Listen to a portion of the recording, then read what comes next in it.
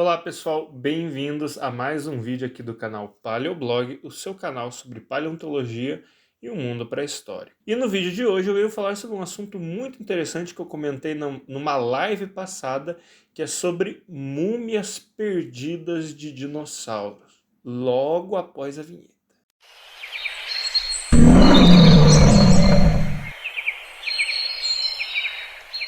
Pois bem, na semana passada, então, eu fiz uma live aqui no canal comemorando os mais de 1000 inscritos.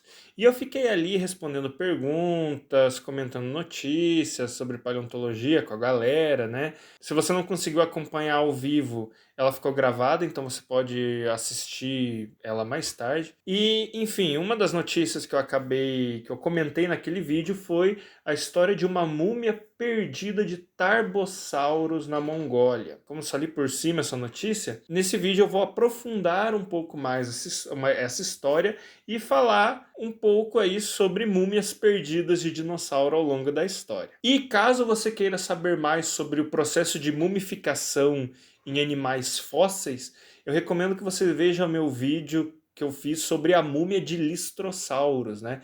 Então, naquele vídeo sobre a múmia de Listrossauros, eu não só falo sobre a descoberta da múmia de Listrossauro, como eu falo do processo de mumificação, algumas múmias fósseis muito famosas, etc. Pois bem, para começar o assunto do vídeo, então, vamos falar o que é um Tarbossauro.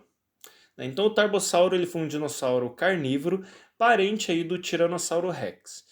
E dessa vez sem meme, ele de fato é parente do Tiranossauro Rex. Eles pertencem à mesma família, que é a família Tyrannosauridae. E na verdade, o Tarbosaurus é tão parecido com o Tyrannosaurus que por muito tempo alguns pesquisadores consideraram o Tarbossauro como sendo uma espécie asiática de Tiranossauro.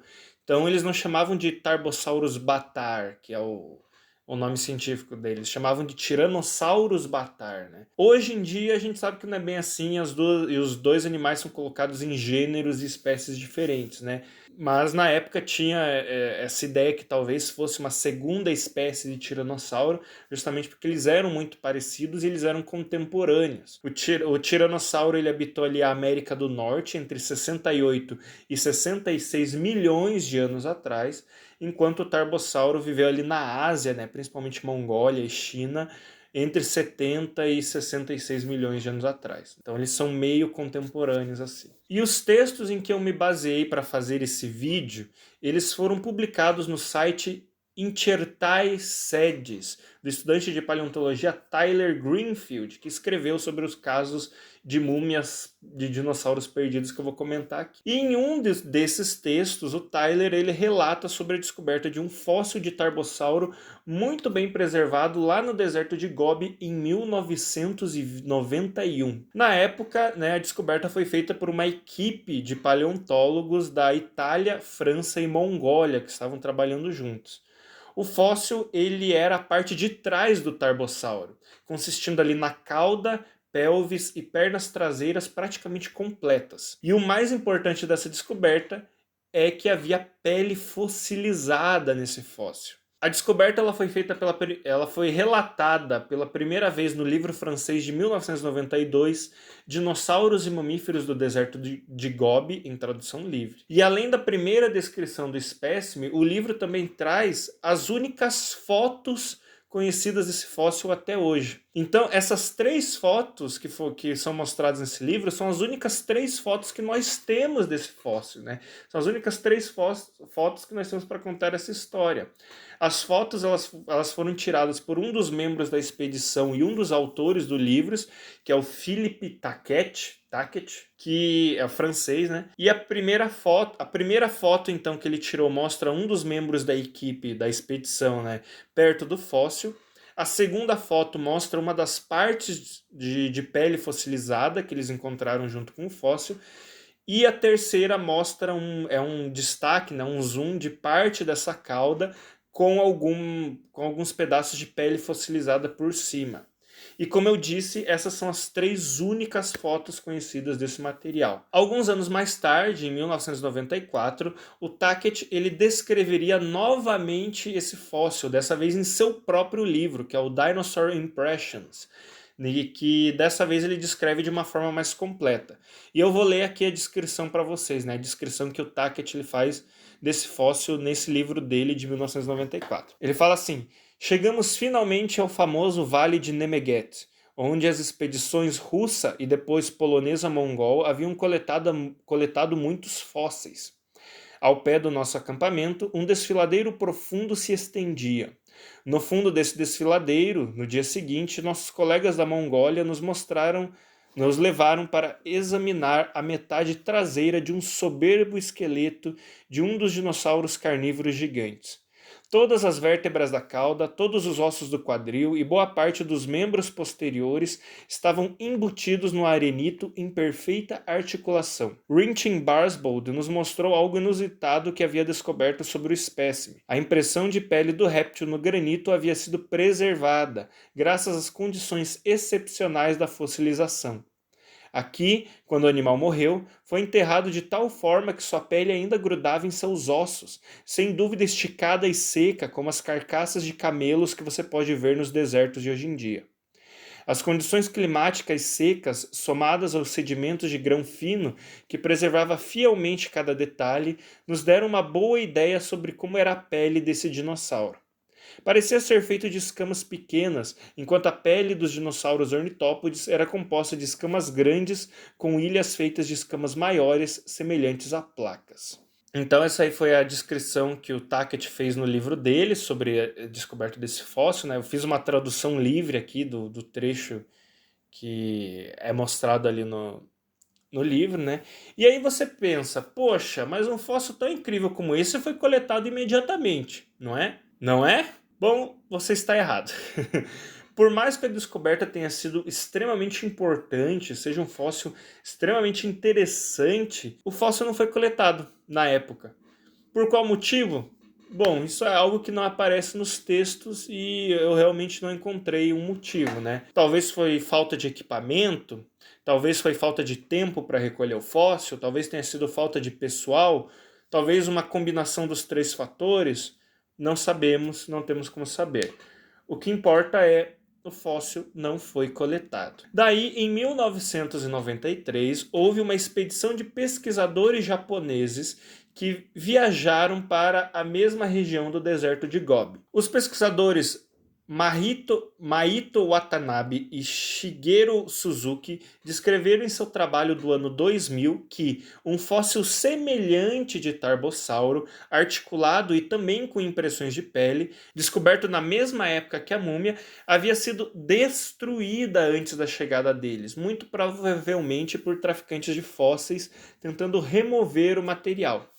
A gente não sabe se a múmia de Tarbossauros de 91 e o fóssil descrito por Watanabe e Suzuki são o mesmo espécime. Há a possibilidade de não serem, pois no artigo dos pesquisadores japoneses é citado que o fóssil que foi destruído, ele tinha sido descoberto em 1992. Então, um ano depois da descoberta da múmia. Mas assim, infelizmente, provavelmente se trata do mesmo fóssil, pois ambos seriam da mesma área e a descrição dos dois é muito parecida. A diferença de datas, então, seria mais um equívoco dos pesquisadores na hora de escrever um artigo. Mas, infelizmente, o fóssil da múmia descrito e o fóssil de múmia foi destruído, que os pesquisadores japoneses descrevem, eles provavelmente são o mesmo fóssil. Até porque o fóssil encontrado em 1991 não foi encontrado de novo, né? Assim sendo, a incrível múmia de Tarbossauro muito provavelmente foi destruída.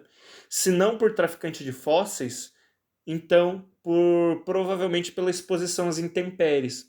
Né? O fóssil foi deixado lá e até hoje não foi recuperado, então provavelmente a ação do tempo, a erosão já acabaram com boa parte desse fóssil, né? O que é uma tristeza, né? E o que deixa essa história ainda mais triste é que as impressões de pele descritas dessa múmia seriam as maiores impressões de pele já descobertas num tiranosaurídeo e ajudariam a gente a conhecer muito mais como era a aparência desses animais em vida. E assim, por incrível que pareça, Esse Tarbossauro não foi a única múmia de dinossauro perdida do deserto de Gobi. Anos antes, em 1923, uma expedição de paleontólogos americanos encontrou um fóssil incrível de Protoceratops.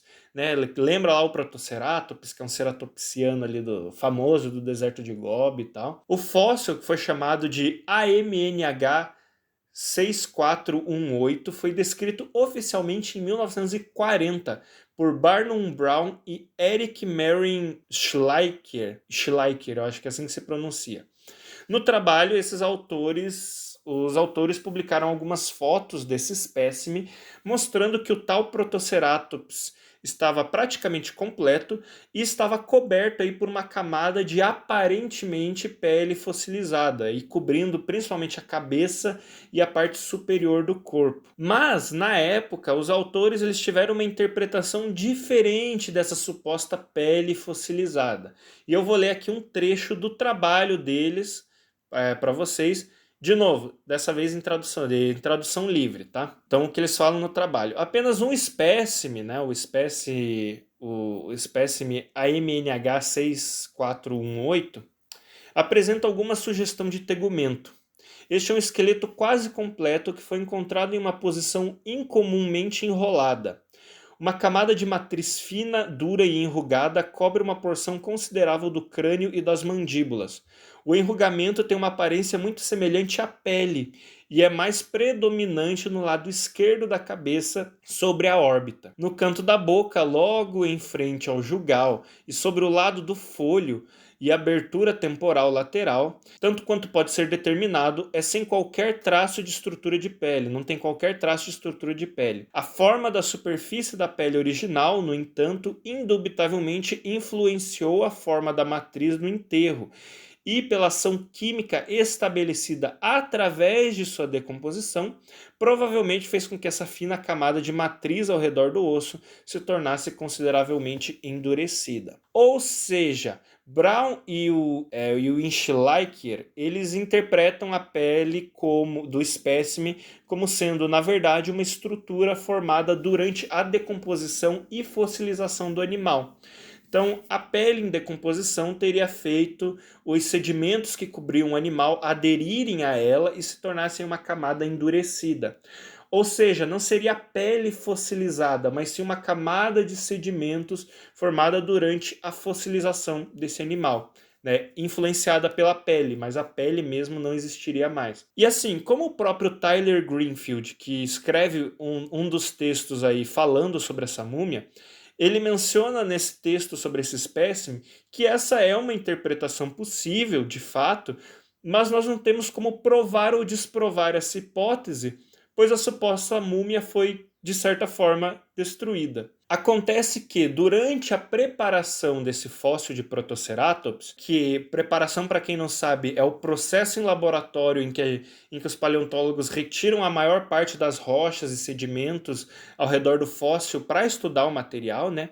Durante esse processo de preparação, a suposta pele ou a camada de sedimento, seja lá o que for, ela foi retirada durante esse processo, foi removida. E isso se prova quando a gente vê fotos recentes desse espécime em coleção, como por exemplo essa foto aí do pesquisador João Vasco Leite, que foi tirada em 2018 e que mostra que o espécime já não tem mais a pele preservada. Então, infelizmente, é algo que foi removido. Ou seja, se Brown e Schleicher eles estivessem errados e aquela camada fosse realmente pele fossilizada, agora nós jamais vamos saber, né? A gente não tem como saber, pois tudo que nos resta são aquelas duas fotos que eles publicaram no artigo deles, que eu mostrei mais cedo. E a gente já não tem mais esse material para poder estudar. E assim, gente, erros de preparação em fósseis acontecem eventualmente, principalmente antigamente. Era mais comum acontecer antigamente. Hoje, os paleontólogos eles têm à disposição técnicas e tecnologias de preparação que os pesquisadores do século passado não tinham, né? Então, esses erros de preparação em fósseis passados, a gente meio que tem que dar uma relevada, assim, né? Apesar de ser algo muito triste, né? Mas estavam trabalhando com o que eles tinham na época, né? Um outro exemplo de preparação que não deu tão certo assim, que eu me lembro, é o caso do nosso querido Carnotaurus. Então, o único fóssil de Carnotaurus que foi encontrado quase completo lá na Argentina, falta ali apenas parte da cauda e parte das pernas traseiras. O fóssil ele foi encontrado em 1984, deitado ali sobre o seu lado direito, e esse lado que estava em contato com a rocha tinha pele fossilizada preservada. Pele de boa parte do corpo, inclusive, da cabeça, do peito, né, da caixa torácica, da cauda, etc.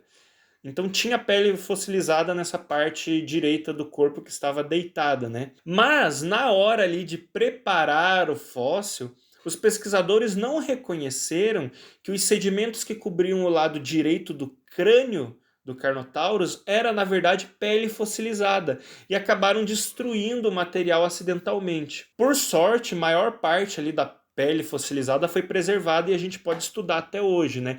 Mas especificamente a pele do crânio, né, ela acabou sendo destruída.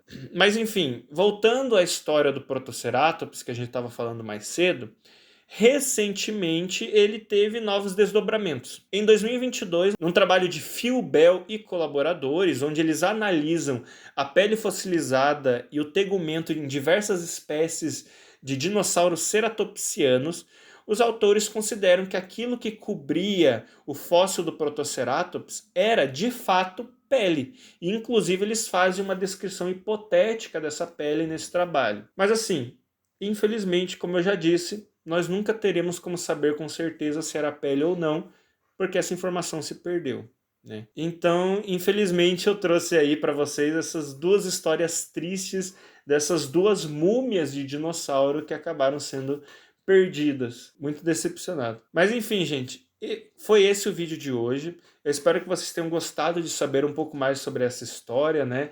Sobre essas múmias de dinossauro, né? Como eu falei, se vocês quiserem saber mais sobre múmias fósseis de animais extintos, eu recomendo que vocês vejam lá o meu vídeo sobre o Listrosaurus, né? Sobre a múmia de Listrosaurus, né? E como eu falei, espero que vocês tenham gostado.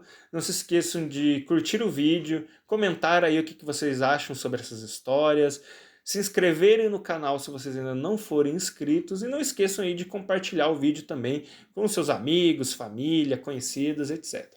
Certo? Muito obrigado pela atenção de vocês e até um próximo vídeo.